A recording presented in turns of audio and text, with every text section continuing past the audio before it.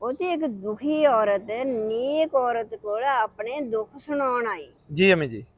ਤੇ ਅੱਗੇ ਉਹ ਨਮਾਜ਼ ਨੇਕ ਔਰਤ ਨੇ ਜਾ ਨਮਾਜ਼ ਵਿਛਾਇਆ ਨਮਾਜ਼ ਪੜਨ ਲੱਗੀ। ਜੀ ਅਮੀ ਜੀ। ਦੁਖੀ ਔਰਤ ਕਹਿੰਦੀ ਭੈਣ ਮੈਂ ਤੈਨੂੰ ਦੁੱਖ ਸੁਣਾਉਣ ਆਈ ਆ, ਮੈਂ ਬੜੀ ਪਰੇਸ਼ਾਨ ਆ।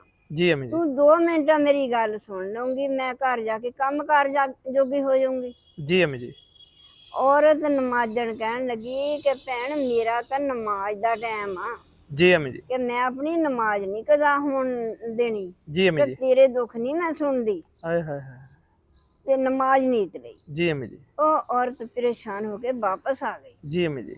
ਜਿਲੇ ਵਾਪਸ ਆਈ ਤਾਂ ਜਿਸ ਵਕਤ ਵਾਪਸ ਹੀ ਆਈ ਆ ਤੇ ਨੌਜਵਾਨ ਲੜਕੇ ਦੀ ਲਾਸ਼ ਉਸ ਔਰਤ ਨਮਾਜ਼ ਪੜ੍ਹਦੇ ਦੀ ਮੂਹਰੇ ਪਈ। ਓਹ ਜਿਲੇ ਮੂਹਰੇ ਪਈ ਤਾਂ ਔਰਤ ਉਹ ਬੂਹੇ ਦੇ ਵਿੱਚ ਆਉਂਦੀ ਆ, ਬਾਹਰਲੇ ਬੂਹੇ ਵਿੱਚ ਗਈ ਆ ਤੇ ਉਸ ਨਮਾਜ਼ਣ ਔਰਤ ਦਾ ਬੰਦਾ ਵੀ ਆ ਗਿਆ। ਜੀ ਅਮੀ ਜੀ। ਜਿਹਦੇ ਬੰਦੇ ਨੇ ਦੇਖਿਆ ਉਹਨੇ ਕਿਹਾ ਇਹਨੇ ਬੰਦਾ ਕਤਲ ਕਰਵਾ ਕੇ ਨਾ ਤੇ ਇਹਨੇ ਆਪ ਇਹ ਨਮਾਜ਼ ਪੜ੍ਹਨ ਲੱਗ ਪਈ। ਜੀ ਅਮੀ ਜੀ। ਪੁੱਛਿਆ ਕਿ ਕਿਹਨੇ ਬੰਦਾ ਕਤਲ ਕੀਤਾ ਹੈ, ਉਹ ਕਹਿੰਦੀ ਮੈਨੂੰ ਕੋਈ ਪਤਾ ਨਹੀਂ। ਆਸੇ ਪਾਸੇ ਪੁੱਛਿਆ, ਉਹਦਾ ਬੱਚੇ ਦਾ ਕੋਈ ਵਾਰਸ ਨਾ, ਲਾਸ਼ ਦਾ ਕੋਈ ਵਾਰਸ ਨਾ ਬਣਿਆ। ਜੀ ਅਮੀ ਜੀ। ਤੇ ਥਾਣੇ ਤਲਾਹ ਦਿੱਤੀ, ਲਾਸ਼ ਚੁਕਾਈ, ਉਸ ਔਰਤ ਨੂੰ ਫੜਾਇਆ ਕਿ ਇਹ ਗੁਨਾਹਗਾਰ ਹੈ, ਇਹਨੇ ਬੰਦਾ ਕਤਲ ਕਰਾਇਆ। ਜੀ ਅਮੀ ਜੀ। ਉਹਨੂੰ ਫੜ ਕੇ ਪੁਲਿਸ ਲੈ ਗਈ, ਜੀ ਅਮੀ ਜੀ। ਥਾਣੇ ਵਿੱਚ ਹੋ ਗਈ। ਕਿਸੇ ਰੋਜ਼ ਨੂੰ ਪੁੱਤ ਉਹਨੂੰ ਸਜ਼ਾਏ ਮੌਤ ਸੁਣਾਈ ਗਈ। ਜੀ ਅਮੀ। ਜਿਹੜੀ ਸੀਗੀ ਨਮਾਜ਼ਣ ਔਰਤ ਜੀ ਅਮੀ ਜੀ। ਤੇ ਜੱਜ ਸਾਹਿਬ ਆ ਗਏ। ਜੀ ਅਮੀ ਜੀ। ਜਿਹਨੇ ਫਾਂਸੀ ਲੱਗਣ ਲੱਗੀ ਤਾਂ ਜੱਜ ਸਾਹਿਬ ਆ ਗਏ। ਜੀ ਅਮੀ ਜੀ। ਉਹਨੇ ਕਿਹਾ, ਜੱਜ ਨੇ ਪੁੱਛਿਆ ਕਿ ਤੂੰ ਬੀਬੀ ਦੱਸ ਕਿਸੇ ਨੂੰ ਮਿਲਣਾ? ਜੀ ਅਮੀ ਜੀ। ਕਹਿੰਦੀ ਮੇਰਾ ਬੰਦਾ ਮਿਲਾ ਦਵੋ ਤੇ ਇੱਕ ਮੈਨੂੰ ਹਮਸਾਈ ਮੇਰੀ ਮਿਲਾ ਦਵੋ। ਜੀ ਅਮੀ ਜੀ। ਜੱਜ ਨੇ ਸਿਪਾਹੀਆਂ ਨੂੰ ਕਿਹਾ, ਜਾ ਕੇ ਤਲਾਹ ਉਹਦੇ ਬੰਦੇ ਨੂੰ ਦਿੱਤੀ, ਉਸ ਔਰਤ ਨੂੰ ਦਿੱਤੀ। ਉਹਦਾ ਖਾਵੰਦ ਵੀ ਆ ਗਿਆ, ਜਿਹੜੀ ਨਮਾਜ਼ਣ ਔਰਤ ਸੀ ਜਿਹਨੂੰ ਸਜ਼ਾ ਬੋਲੀ ਆ। ਜੀ ਅਮੀ ਜੀ। ਉਹਦਾ ਬੰਦਾ ਵੀ ਆ ਗਿਆ, ਉਹ ਔਰਤ ਵੀ ਆ ਗਈ। ਜੀ ਅਮੀ ਜੀ।